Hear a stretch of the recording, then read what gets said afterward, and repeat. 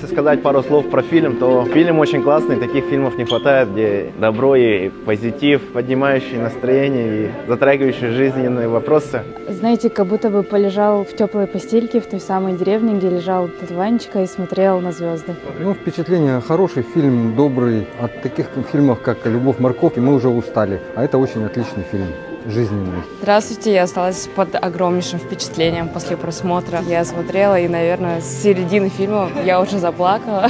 Спасибо большое платформе «Мост» и нашим режиссерам. Вообще, я этот фильм смотрю уже второй раз, там, где танцуют стерхи. И что первый, что второй раз одинаково хорошее, доброе очень впечатление. От этого фильма веет добром, некоторым теплом, таким чисто человеческим, семейным. История по-своему трагичная, да, но, возможно, какой-то критический момент, он всегда влечет за собой определенное количество веры, определенное количество надежды. И этот фильм именно про это, про веру, про надежду и про любовь, и, конечно же, про большие семейные ценности. Күнді сақа кинетігер үгірiyatçılar, ота бұл беге қытылықта қырдалбыттен кинебе мост сығырыға тағысыда. Онтан бұл мост сығыры бұманлық сақа кинетен өйен ұбан тәңе үлеләхән өссел бәккәрі түні қабан әуләли сайда үйіне тұрдың ден баға санағын керген.